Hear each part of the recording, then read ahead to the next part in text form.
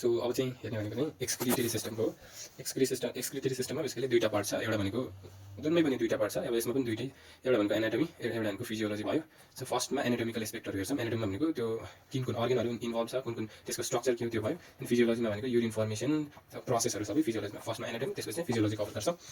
So अब सबैभन्दा फर्स्टमा जुन बडीबाट एक्सक्रिटरी प्रडक्टहरू आउँछ नि, स्पेसली युरिनरी सिस्टमबाट, अब त्यो चाहिँ कस्तो कस्तो टाइपको हुनसक्छ त भन्ने बेसिसमा त नाइट्रोजनस वेस्टहरू चाहिँ डिभाइड गरेको छ। सो हामीले हेर्ने हो भने चाहिँ बेसिकली 3 टाइप्स छ इम्पोर्टेन्ट चाहिँ। एउटा भनेको अमोनिया आउन सक्छ। त्यसैले अब जुन अर्गानिजमले अमोनिया निकाल्छ त्यसको नाम के भयो त? अमोनोटेलिक भयो। अमोनोटेलिक भयो। सो अनि अर्को भनेको जुन अर्गानिजमले युरिया एज एक्सक्रिटरी प्रडक्ट निकाल्छ त्यो भनेको युरियोटेलिक भयो। युरियोटेलिक। अनि जुन अर्गानिजमले चाहिँ युरिक एसिड एज निकाल्छ एक्सक्रिटरी प्रडक्ट त्यो भनेको युरिकोटेलिक भयो। युरिकोटेलिक। सो अब कुन कुन अर्गानिजमले चाहिँ हैन यो सब्सटेन्स एज एक्सक्रिटरी प्रडक्ट निकाल्छ भन्ने इक्जाम्पलहरू चाहिँ चाहिन्छ। सो फर्स्टमा अमोनोटेलिकले अमोनिया निकाल्छ, युरियोटेलिकले युरिया, युरिकोटेलिकले चाहिँ युरिक एसिड। यसको इक्जाम्पल्सहरू हेर्ने हो भने चाहिँ बोनीफिस, अनि अर्को भनेको एम्फिबिया। एम्फिबियाको पनि लार्भा चाहिँ अमोनोटेलिक हुन्छ। अब युरियोटेलिकको हेर्ने हो भने चाहिँ कार्टिलेजिनस फिस, अनि अर्को भनेको एम्फिबिया। एम्फिबियाको एडल्ट टाइप। सो यो चाहिँ इम्पोर्टेन्ट छ यो एम्फिबियाको एडल्ट अनि एम्फिबियाको लार्भाको एक्सक्रिटरी प्रडक्ट के हुन्छ भन्ने। अनि अर्को भनेको सबै म्यामल्सहरू। अनि अर्को चाहिँ युरिकोटेलिक जसले चाहिँ युरिक एसिड निकाल्छ। यसको इक्जाम्पल भनेको चाहिँ इन्सेक्ट्सहरू, बर्ड्सहरू, अनि अर्को भनेको रेप्टाइल्स भयो। सो अब ओभरअल युरिनरी एक्सक्रिटरी सिस्टममा कुन कुन अर्गन्सहरू इन्भल्भ हुन्छ हामीले हेर्ने हो भने चाहिँ हामी किडनीबाट सुरु गर्दै जान्छौँ, अनि तल किडनीबाट युरेटर, युरिनरी ब्ल्याडर अनि युरेथ्रासम्म पुग्छौँ। सो कुन कुन अर्गन्स इन्भल्भ छ भन्दाखेरि किडनी एउटा त किडनी, युरेटर, अनि अर्को भनेको युरिनरी ब्ल्याडर, अनि अर्को भनेको युरेथ्रा। सो अब किडनीबाट सुरु गर्दै जाने हो। सो सबभन्दा फर्स्टमा मेजरली अब डेभलपमेन्टल ओरिजिन यिनीहरूको हेरौँ। यसको लागि पपुलर निमोनिक छ, सबैले थाहा नै होला, मेस्कोडम भनेर। मेस्कोडम। एमबाट के आउँछ? एम भनेको मस्कुलर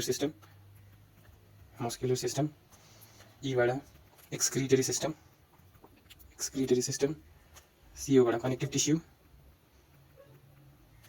टिस्यू, डीईबाट डर्मिस र डेन्टाइन, आरबाट रिप्रोडक्टिभ सिस्टम,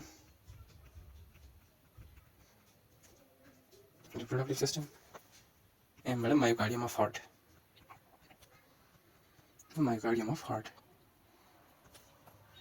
सो अब किडनीबाट सुरु गरौँ हैन। किडनी त एकदम इम्पोर्टेन्ट स्ट्रक्चर भइहाल्यो, एकदम एमसिक्यूतिर आइरहेको हुन्छ।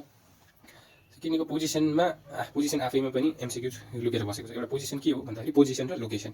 एउटा भनेको यसको लोकेसन कतिमा हुन्छ भन्दाखेरि T12 to L3 लेभलमा हुन्छ। यो पनि क्वेसन हो। अर्को इम्पोर्टेन्ट एउटा किडनीको बारे भनेको किडनी भनेको चाहिँ रेट्रोपेरिटोनियल हुन्छ।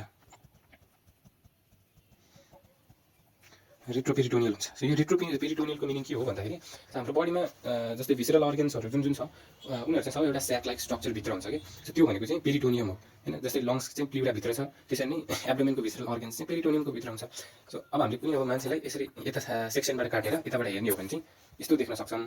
यो भनेको पेरिटोनियम भयो हैन, यो भनेको पेरिटोनियम भयो।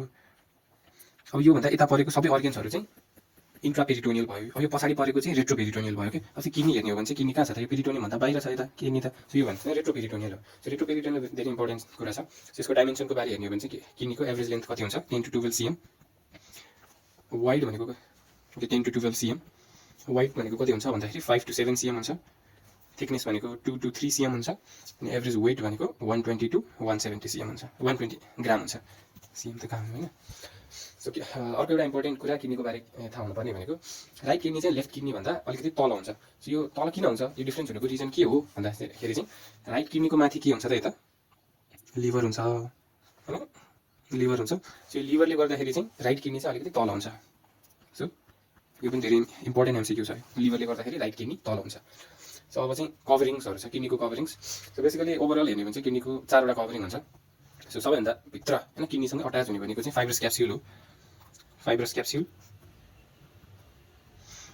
त्यसपछि आउने भनेको चाहिँ एउटा फ्याटको लेयर हुन्छ, त्यो चाहिँ पेरिनेफ्रिक फ्याट। त्यसपछि आउने भनेको एउटा फेसिया हुन्छ, त्यसको नाम भनेको जेरोटाज फेसिया हो। जेरोटाज फेसिया त्यो भनेको सबैभन्दा आउटर मोस्ट लेयरमा हुने भनेको प्यारानेफ्रिक फ्याट भयो।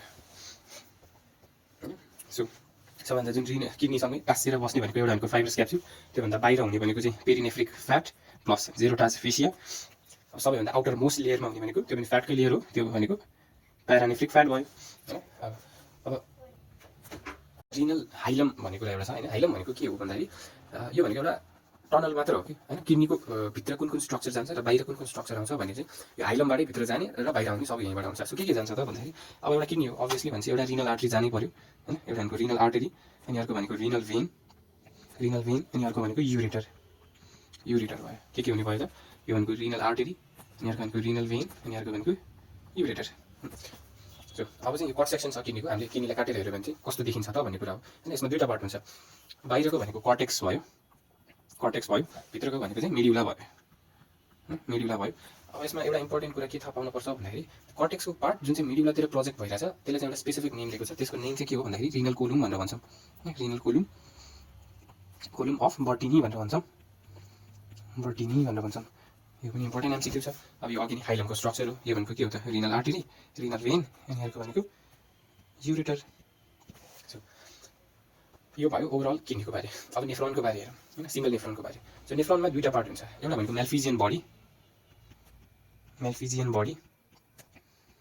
अनि अर्को भनेको चाहिँ रिनल टिब्युल्सहरू। मेल्फिजियन बडीमा के ले बनाएको हुन्छ भन्दाखेरि एउटा भनेको ग्लोमेरुलसले बनाएको हुन्छ, अनि अर्को भनेको बाउमेन्स क्याप्सुलले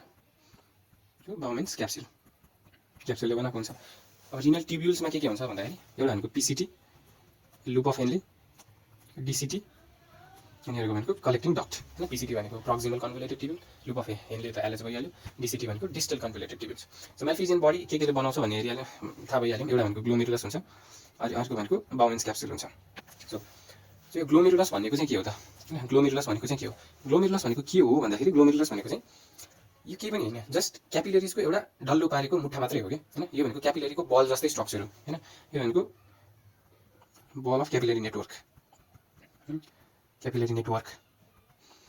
अब यो फिगरमा देख्न सक्छौँ त हामीले होइन, यो भित्रको यो जुन क्यापिलरी जस्तो देखेको छ यो भनेकै ग्लोमेरुलस हो।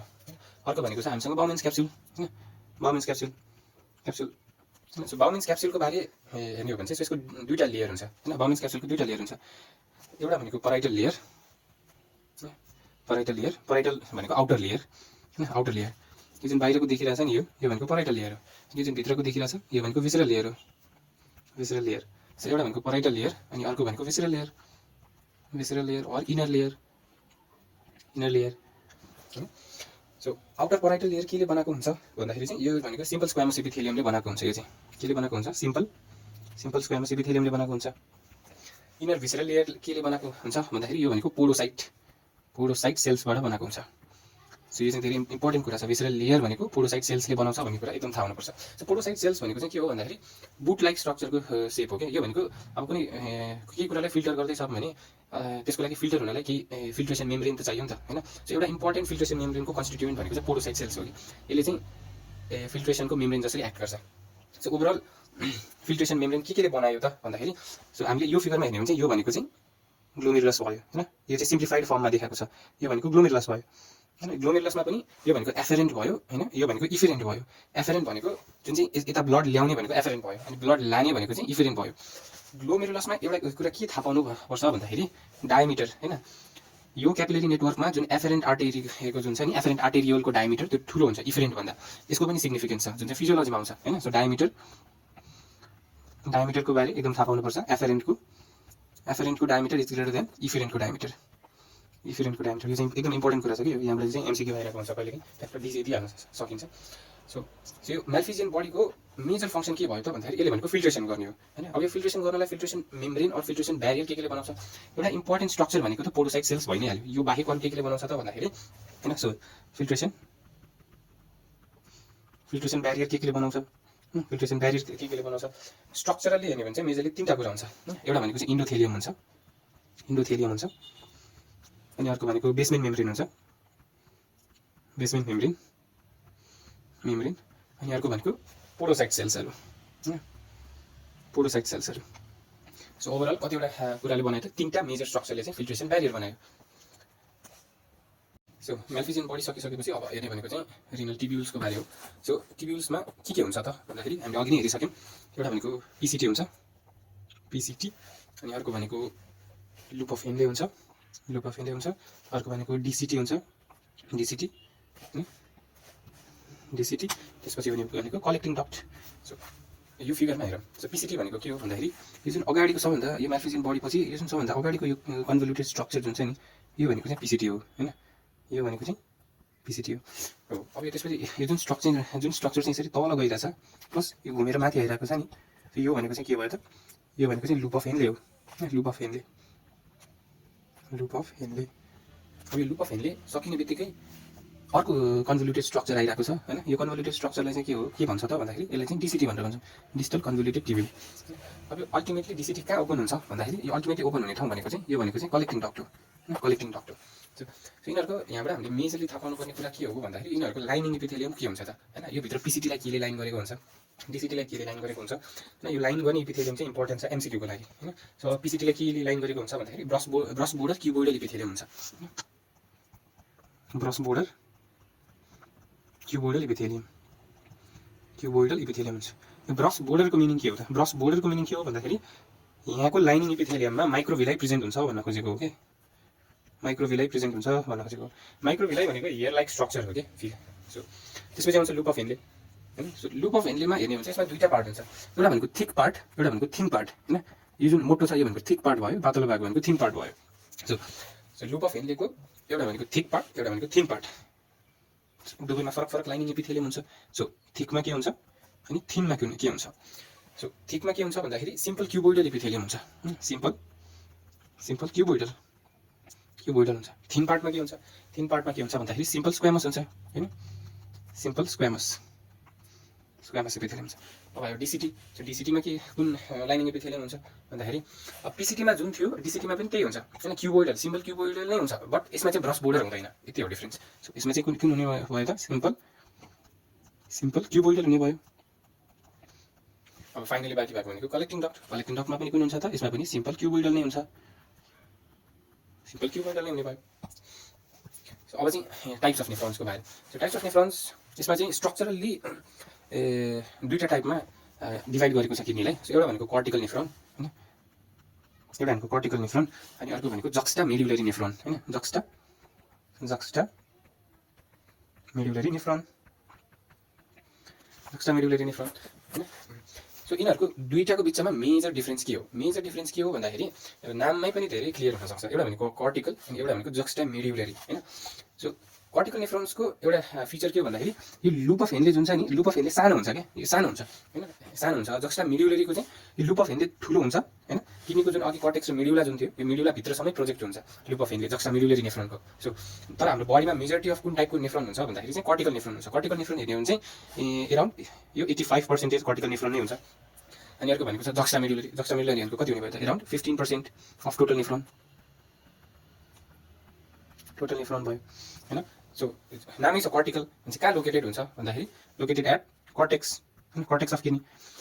जक्स्टा मेड्युलरी कहाँ हुन्छ, नाममै छ मेड्युला। सो यो चाहिँ कहाँ हुन्छ त, कर्टेक्समा त छ हैन। अब सिंगल नेफ्रोनको स्ट्रक्चरमा हामीले हेर्छौँ कि यो नेफ्रोन कसरी अरेन्जमेन्ट भएको छ भने हैन, कर्टेक्समा त छ, बट यसको लुप अफ हेनले मेड्युलासम्म पनि प्रोजेक्ट भएको छ। यसको लोकेसन कहाँ हुने भयो त, बोथ कर्टेक्स प्लस मेड्युला हुने भयो हैन, मेड्युला।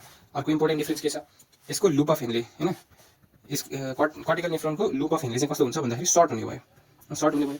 जक्स्टा मेड्युलरीको लुप अफ हेनले कस्तो हुने भयो, लुप अफ हेनले लङ हुने भयो, लङ हुने भयो। सो यता हेर्ने हो भने चाहिँ यो भनेको रिनल पिरामिड भयो हैन। सो यो हामीले जुन देखाएको छ अघिको यहाँको रिनल पिरामिड भयो। रिनल पिरामिड कहाँ थियो, रिनल पिरामिड भनेको त मेड्युलामा थियो नि त हैन, मेड्युलामा थियो। योभन्दा बाहिर भनेको कर्टेक्स भयो, योभन्दा भित्र भनेको चाहिँ मेड्युला भयो। ओभरअल एउटा नेफ्रोनको प्रेजेन्टेसन चाहिँ यस्तो हुन्छ हैन। सपोज यो जक्स्टा मेड्युलरी हो भने हैन, सो यो लुप अफ हेनले चाहिँ यो पुरै मेड्युलासम्मै प्रोजेक्ट भइरहेको छ के। सो जक्स्टा मेड्युलरी भनेको कर्टेक्समा पनि छ, मेड्युलामा पनि छ। कर्टिकल नेफ्रोन भनेको चाहिँ कर्टेक्समै छ, लुप अफ हेनले सानो छ, कर्टेक्समै इन्ड भयो, सक्यो।